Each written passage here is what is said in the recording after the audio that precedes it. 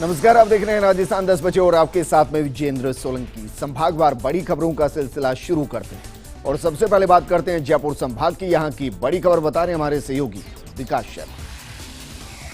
Corona की जंग लड़ रहे राजस्थान में पिछले 24 घंटे में राहत की खबर सामने आ रही है। प्रदेश में एक दिन में 157 लोगों की कोरोना के चलते मौत हुई है।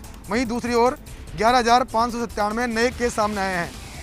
हालांकि इस दौरान तकरीबन 29,000 केस रिकवर हुए हैं, जिसके चलते एक्टिव केसों की तादाद 2 लाख से नीचे हो गई है। प्रदेश भर में कोरोना का कहर जारी है। राजस्थान में एक और जहां पिछले 24 घंटे में 157 लोगों की कोरोना के चलते मौत हुई, वहीं दूसरी ओर 11,597 नए पॉजिटिव केस सामने आए हैं। सर्वाधिक 39 मौतें अकेले जयपुर में सामने आई हैं। उसके अलावा जोधपुर के अंदर 12 मौतें और उदयपुर के अंदर 11 लोगों की कोरोना के चलते मौत हुई है। पॉजिटिव मरीजों की बात करें तो सर्वाधिक 2023 केस अकेले जयपुर में सामने आए हैं। इसके अलावा 1100 केस अलवर में, 954 केस जोधपुर में, 525 केस कोटा में और 510 केस उदयपुर में सामने आए हैं। हालांकि रिकवर होने वाले मरीजों का आंकड़ा भी लगातार बढ़ता जा रहा है। पॉजिटिव मरीजों के आंकड़े की तुलना में तकरीबन 2.5 गुना मरीज आज रिकवर मोड पर आए। राजस्थान में 29,569 केस जो है पॉजिटिव से नेगेटिव हुए हैं। ऐसे में एक्टिव मरीजों का आंकड़ा भी 1,76,363 पहुंच गया है। राजस्थान में पिछले दिनों में कोरोना के केसों में भले ही कमी आई है, लेकिन फिर भी राज्य सरकार हर संभव प्रयास कर रही है कि ग्रास रूट पर मेडिकल इंफ्रास्ट्रक्चर को मजबूत किया जाए। इसको देखते हुए CHC लेवल पर कोरोना मरीजों का ट्रीटमेंट शुरू करने की दिशा में काम शुरू कर दिया गया है। बीकानेर संभाग की बड़ी खबर बता रहे हैं हमारे सहयोगी लक्ष्मण राघव। भाजपा विधायक बिहारी बिश्नोई और भाजपा नेता सुरेंद्र शेखावत की अगुवाई में आज एक टीम कोविड सेंटर पहुंच गई। दरअसल इन नेताओं का कहना था कि वे पब्लिक ऑडिट करने पहुंचे हैं। ये कोविड के ICU तक गए और मरीजों से भी बातचीत की। हालांकि इन्होंने PPE किट पहनी हुई थी, लेकिन PBM में तैनात पुलिसकर्मी और सुरक्षाकर्मी एक तरह से बिल्कुल नदारद दिखे, या यूँ कहिएगा इन्हें पहचान नहीं पाए और ये मरीजों तक गए। इन्होंने मरीजों से बातचीत भी की। बाद में बाहर आकर इन्होंने डॉक्टर्स और नर्सिंग स्टाफ को लेकर कहा कि ये लोग सेवा कर रहे हैं। मरीजों का कहना है कि वहाँ पर इलाज अच्छा मिल रहा है, लेकिन सफाई व्यवस्था को लेकर इन लोगों की नाराज़गी दिखी। उन्होंने कहा अधीक्षक को इस बात को लेकर बता दिया गया है। हालांकि इस पब्लिक ऑडिट को लेकर बाद में प्रशासन और पुलिस एकदम सतर्क नजर आए। थोड़ी देर बाद वहां पर RPS सहित अन्य पुलिस अधिकारी भी पहुंच गए। लेकिन सवाल वास्तव में बनता है कि आखिर ये कैसे हो सकता है कि कोविड सेंटर के भीतर कोई विधायक चला जाए और पुलिस और सुरक्षाकर्मी देखते ही रह जाएं, यानी इनको पता ही नहीं चल सका। विधायक बिहारी बिश्नोई ने कहा कि बेहतर काम हो रहा है, हम उसकी तारीफ करते हैं, लेकिन जो कमियां हैं उसकी बात हम जिला कलेक्टर और मुख्यमंत्री तक पहुंचाएंगे ताकि ये इलाके के लोगों को सही इलाज मिल सके। साथ ही साथ इन नेताओं का कहना था कि बीकानेर में अब ICU के एक तरह से बेड कम पड़ रहे हैं, एक और कोविड सेंटर बनाया जाना चाहिए।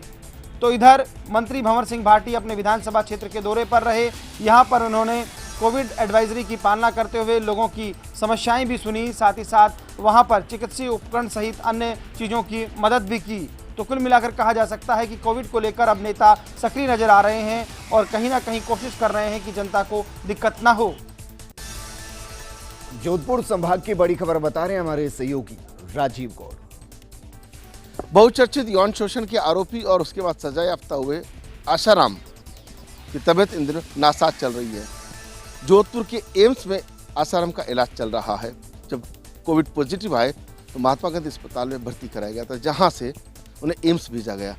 अल्सर की शिकायत के चलते उनको ब्लीडिंग हो रही है और एम्स अस्पताल प्रशासन ने मथुरादास माथुर अस्पताल से कल चर्चा की, लेटर भेजा और आज एम्स से कड़ी सुरक्षा के बीच में बासनी थाना प्रभारी पाना चौधरी अपने सुरक्षा कर्मियों के साथ में मथुरादास माथुर अस्पताल पहुंची, जहां एंडोस्कोपी करवाएगी, क्योंकि एम्स में एंडोस्कोपी की सुविधा नहीं है। एंडोस्कोपी की रिपोर्ट के आधार पर उनका इलाज शुरू कर दिया गया है, लेकिन साथ में कुछ और भी जांचें कराई जा रही है। उधर आसाराम के समर्थक लगातार जोधपुर आ रहे हैं, कुछ एम्स के आसपास और कुछ मथुरादास माथुर अस्पताल आसपास डेरा डाले हुए हैं। तो वहीं जिस तरीके से आसाराम को आज मथुरादास माथुर अस्पताल लाया गया और एंडोस्कोपी करवाई, जब वहाँ से रवाना हुए तो जहाँ एम्बुलेंस खड़ी थी वहाँ काफ़ी संख्या में समर्थक पहुँच गए और माथा ठिकाने लगे। कुल मिलाकर के उनके स्वास्थ्य को लेकर एम्स अस्पताल प्रशासन पूरी गंभीरता बरत रहा है। चिकित्सक पूरी नज़र रखे हुए हैं, लेकिन आशाराम के समर्थक जल्द से जल्द आशाराम के स्वस्थ होने की दुआएं कर रहे हैं। कुल मिलाकर के 21 मई को आशाराम के इस पूरे मामले को लेकर हाईकोर्ट में सुनवाई भी होनी है। क्योंकि आशाराम ने आयुर्वेद के माध्यम से इलाज की इच्छा जताई है। इस पूरे मामले में अदालत का क्या रुख होगा वो तो देखने वाली बात होगी। फिलहाल आशाराम के स्वास्थ्य को लेकर चिकित्सक पूरी सावधानी बरत रहे और समर्थक उनके लिए दुआएं कर रहे हैं। उदयपुर संभाग की बड़ी खबर बता रहे हैं हमारे सहयोगी पुणे। डूंगरपुर जिले में ताउते तूफान का असर लगातार दूसरे दिन भी देखा गया। तेज हवाओं के साथ जिले भर में मूसलाधार बारिश हुई। हालांकि खैरियत की बात यह है कि रविवार की तरह आज कोई बड़ी जनहानि की खबर अब तक नहीं है। तूफान के कारण मूसलाधार बारिश के चलते पुराने शहर की सड़कों पर नदी जैसे नजारे देखने को मिले। करीब 1 घंटे तक हुई मूसलाधार बारिश के चलते निचले इलाकों में पानी भर गया। वहीं ग्रामीण क्षेत्रों में भी बारिश से बड़े नुकसान के समाचार मिल रहे हैं।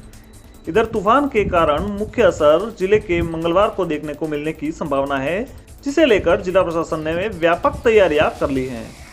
अतिरिक्त कलेक्टर कृष्णपाल सिंह ने बताया कि तूफान से संभावित नुकसान को देखते हुए बिजली, चिकित्सा, पीडब्ल्यूडी, नगर परिषद व अन्य विभागों को अलर्ट कर दिया गया है।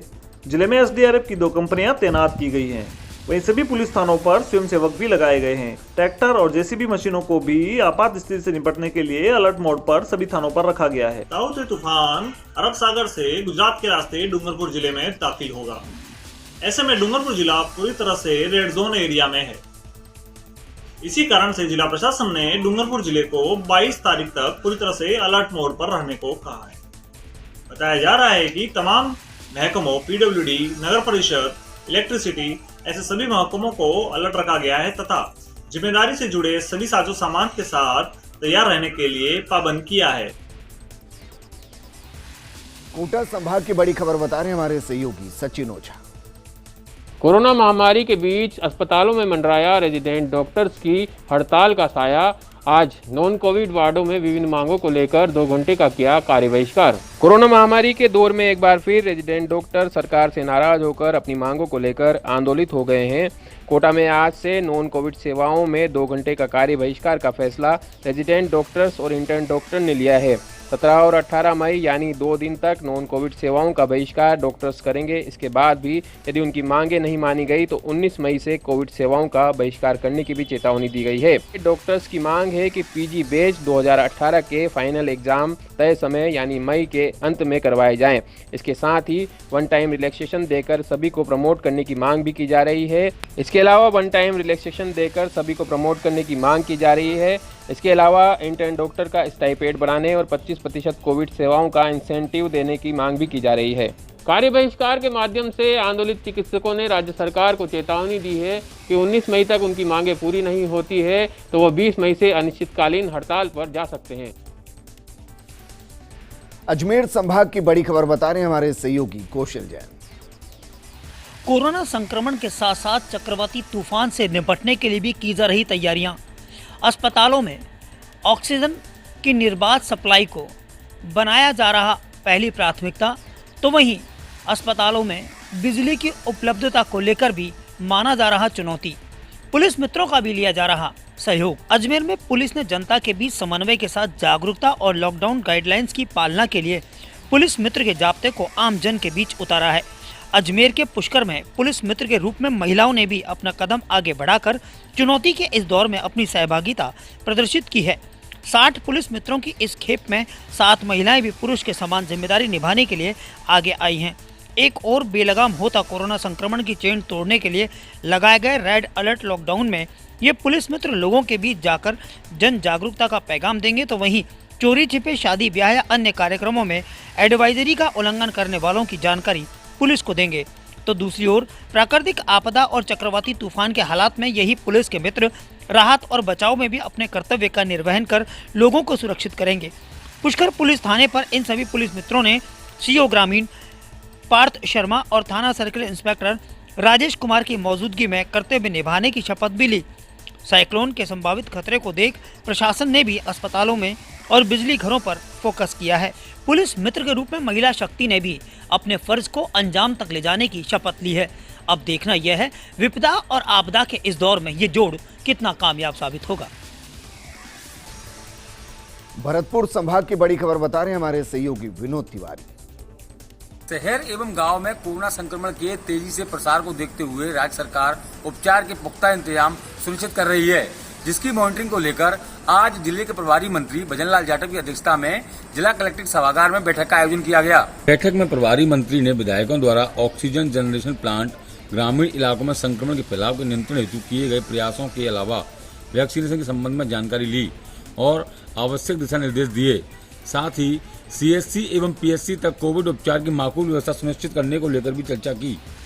कोविड संक्रमण, लॉकडाउन एवं संसाधनों की उपलब्धता सहित अन्य संबंधित विषयों पर समीक्षा करते हुए प्रभारी मंत्री ने कहा कि कोविड रोगियों को स्थानीय स्तर पर ऑक्सीजन सुविधा मिल सके, इसके लिए प्रत्येक CSC एवं CSC पर ऑक्सीजन कंसंट्रेटर उपलब्ध कराने के भी निर्देश दिए हैं।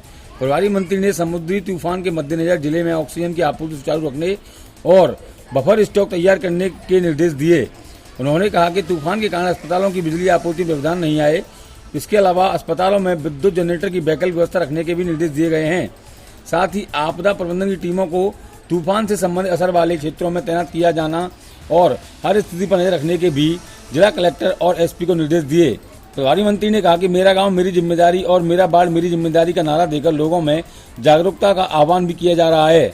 उन्होंने कहा कि ग्रामीण क्षेत्रों में संक्रमण के नियंत्रित करने के लिए लॉकडाउन की सख्ती से पालना कराने, टेस्टिंग तथा ट्रेसिंग पर और अधिक जोर दिए जाने की जरूरत है।